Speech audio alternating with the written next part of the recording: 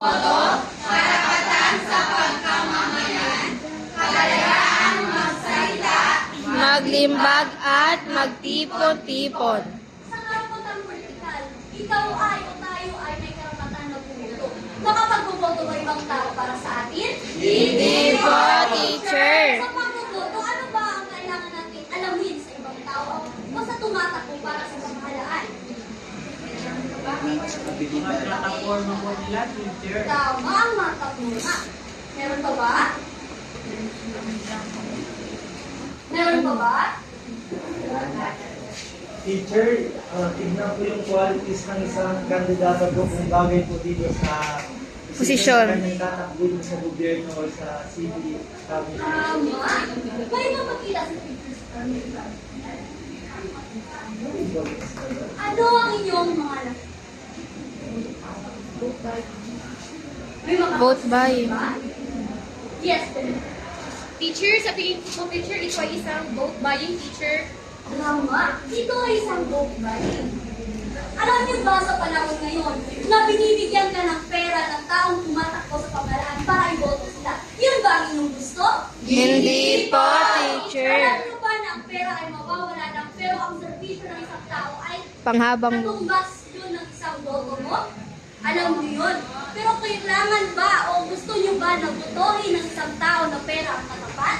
Hindi po, teacher. Tama. Kaya dapat vote wisely. Hindi yung pera, yung daluyan para sa ating boto. Ako ba ay naunawaan? Opo, teacher. Magaling. Ngayon ay karapatan pakibasa. Karapatang panlipunan. Ang karapatang ito ay isang karapatan na nakakatulong sa pamamalaga sa kapakanan ng mamamayan sa isang lipunan sa kanyang kinabibilangan. Karapatang pumili ng rehiyon, karapatang maglakbay. Sa karapatang panlipunan, sino dito ang may nanay o tatay na nasa ibang bansa?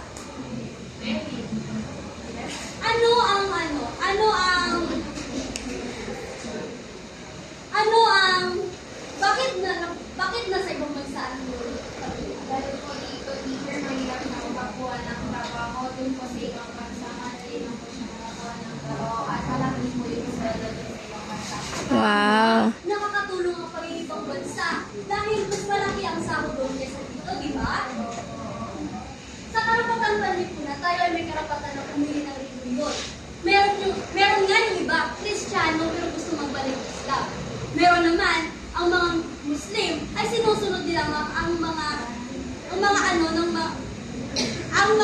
ginagawa ng mga Kristiyano. Sa karapatang panlipunan, pwede mo bang pilitin ang isang tao na mag-Muslim ka na kasi Muslim ako? Maaari ba yun? Hindi po, teacher. Tama. Hindi natin mapipilit ang isang tao na pilitin sila para dumayo o bilang sa ating religion.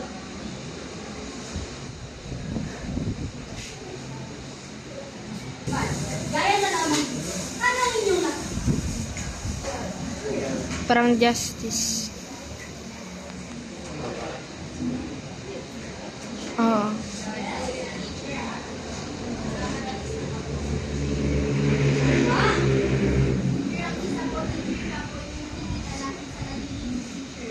tama? Ang inyong binanggit ay tama. Ito Santos.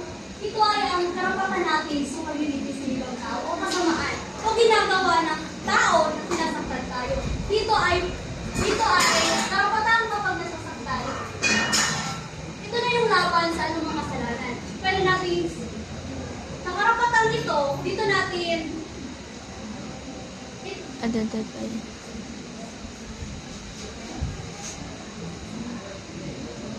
sa karapatan kapag nasasaktan, gaya na lamang na ginakusahan ka sa kasalanan ng iyong ginawa. Diba? Kailangan natin sabihin na wala tayong kasalanan, kaya huwag tayong matakot kung sakaling Nasukan. tayo ng taong hindi naman natin ginawa ang kasalanan na yun. Kaya dito, may karapatan tayo na ang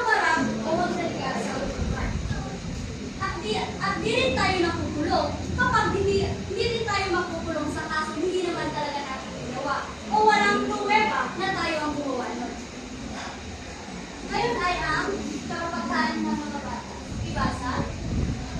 Mga karapatan Ng mga bata. Ang karapatan ng mga bata ay isang pandaigdigang ng mga karapatan ng mga bata, Universal Declaration of Children's Rights, na binuo ng Samahan ng Nagkaisang Bansa, United Nations, upang matugunan ang pag-aabuso sa mga kabataan sa iba't ibang mundo. Ano nakikita?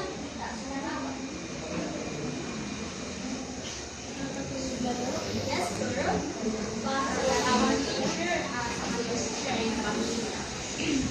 Meron pa ba? Yes, Rana? teacher sa pamalakas.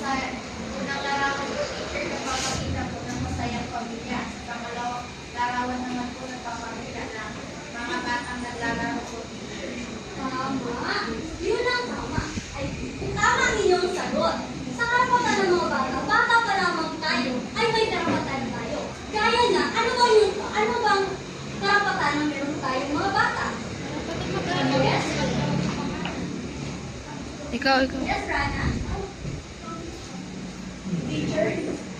Karapat pang maglaro po, teacher. Tama. Ano po ba? Teacher! Yes? Teacher?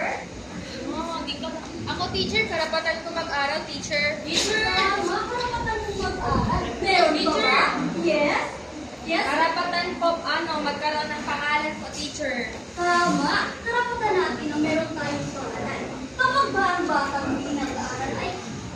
ba ang batang di nag-aaral, may karapatan pa rin ba ito bilang isang bata?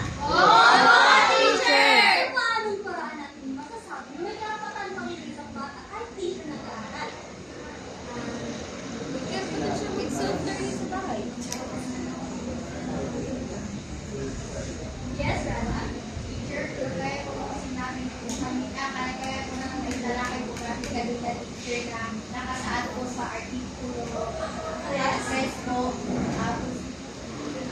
1897. teacher na ang bawat batang teacher pinanganak po na may karapatan.